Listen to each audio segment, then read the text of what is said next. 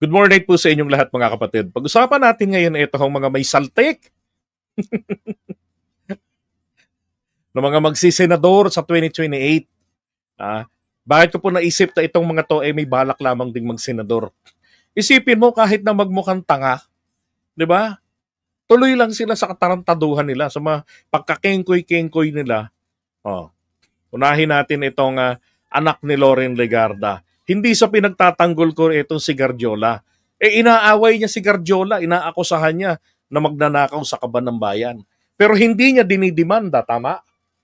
Oh. Isipin mo yung tao, kinakalaban mo ng ganon. Again, hindi ko pinagtatanggol si Garjola. Ang inaatake ko rito, kapansin-pansin, na behavior ng anak ni Loren Legarda. Na parang may sira rin ng tuktok. Isipin mo ha, nag-selfie. Paano niya nakuha yung picture na yan? Tingnan nyo. Ayan. Pak. Ha? Bondo, Riones, Nakuha niya na ng ano ha?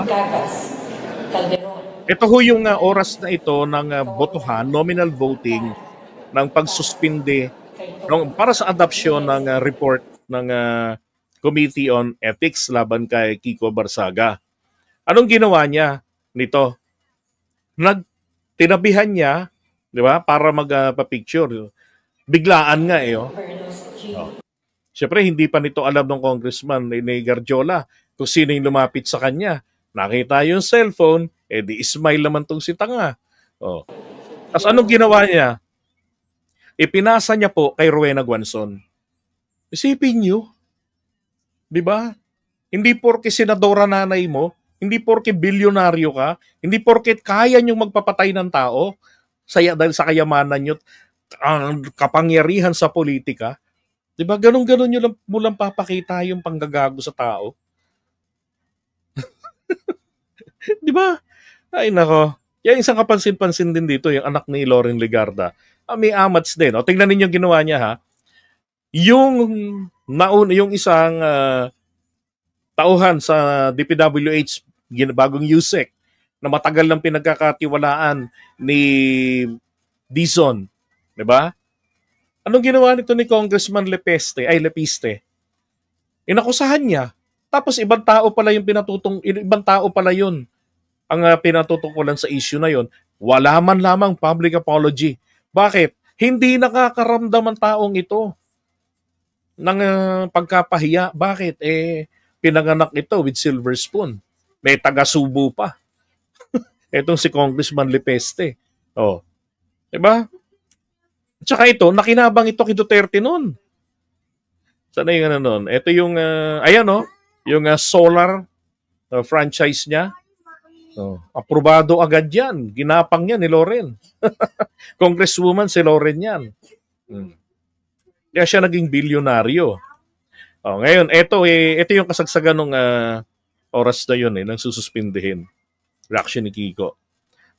Ngayon, mabuti na lang ha, yung yabang-yabang ni Kiko, mukhang mabigat nga po na parusa nga abutin niya pa mula sa ethics. Yung utos sa kanya na i-delete yung mga malalaswa niyang mga post sa FB niya, yun, pinag-delete na din niya. Binigyan siya ng 24 hours lang na ultimatum. Siguro sobrang busy, delete tuloy. Yan o. Diba? Suspendido siya ng 2 buwan. Sabi, they said my statements against President Marcos was unethical, but they never said it was untrue. Natural, paano nila sasabing untrue? Diba? Hindi naman sila nag-i-investigate. Ang pinag-uusapan kasi dito is not about the truthness. Hindi po yung katotohanan ba o kasinungalingan ng kanyang mga pinagsasabi laban sa Pangulo ng Pilipinas. Kung hindi po ang pinag-uusapan dito, kaya siya na Ethics Committee, hindi na po kasi kaiga-igaya, hindi na po ito pasok doon sa norms ng mga Pilipino. Diba? Ang isang kongresista, dapat maging kapit-kapitagan ang kilos dito, yung kanyang mga gawi, kagalang-galang. Hindi po kasinto-sinto yung galaw. Dahil magandang ehemplo ang dapat na nakikita sa inyo. Iyan ay tradisyon na matagal nang pinangahawakan ng mga miyembro ng Kongreso. Tapos may nakapasok ng ganyan pasinto-sinto. Para ano? Para gumawa ng pangalan. Para saan? Baka nga ho magsisenador sa 2028 eh. Di ba? Sipin man, sabi, magsenador ka. Wala man lang tanggi ang mga yan. Sabi niya, hindi nauunawaan ni na Kong Diokno at Kong Grisuman de Lima ng Ethics Committee na ang kasong ito ay magtatakda ng President para sa mga susunod na ethics cases tungkol sa online expressions. It's not about the online expressions. It's about your behavior, boy. At ako, ito ho yung limang mga papansin din. Baka balak ding magsenador sa 2028. O baka naman nangangarap na pagka naging pangulo na si Inday, nila, si Duday, malaking pondo. Alam mo, yung mga politiko natin, mga kongresista, mga mukhang pondo yan, mukhang pera yung mga yan eh. Walang totoong loyalty mga yan. Kung saan ang makakapagpangako sa kanila ng magandang project, doon ang mga yan nakadikit. Sabi rito, ito si Piloca, si Marcoleta, si Congressman Lepiste, si Bong Suntay, si Kamanggagawa, maingay si Eli. Tapos yung BH party list, si Robert Nasal. Na ano yung nakaraang inaasikaso nun? Tawag dito, humanitarian consideration para kay Duterte. Anak ng putya, sabi ng mga politiko, ng mga kongresista, ang daming mga kailangang trabahong dapat asikasuhin ng Kongreso ng Pilipinas. Yun naman pala eh. Bakit si Duterte? Di ba? Ano man ang gawin ninyo na humanitarian, eklabo di bombastic para kay Digong, walang bearing yan. Walang silbi yan, maliban na lamang sa mga uto-uto para sila ay iboto oras ng magsenador sa 2028. Nag-aabang yang mga yan. Another political dynasty nabubuo. 2 Marcoleta sa Senado ng Pilipinas. Ayos. Tingnan nyo to, isa pang kabubuhan ng yung kanyang argumento rito. Ano po ba ang mas mabigat na kasalanan? Ang magmiyaw-miyaw o ang magnakaw? If you take it literally, syempre yung magnakaw. Pero ang tanong, yung bang pagmiyaw-miyaw na yung mga tiradang ginagawa ni Kiko Barsaga, ganun lang ba talaga yun? 'Di ba? Hindi ba yun malisyoso?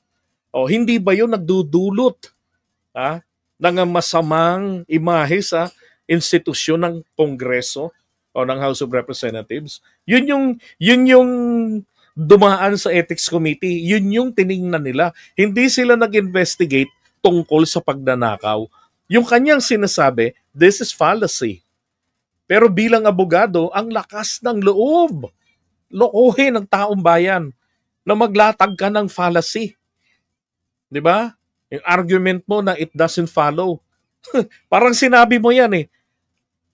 A ruler, mag-type kayo ng kung tama ito A ruler, yung panukat. A ruler has 12 inches. Tama? Tama, di ba? A ruler has 12 inches. A king is a ruler. Yung hari.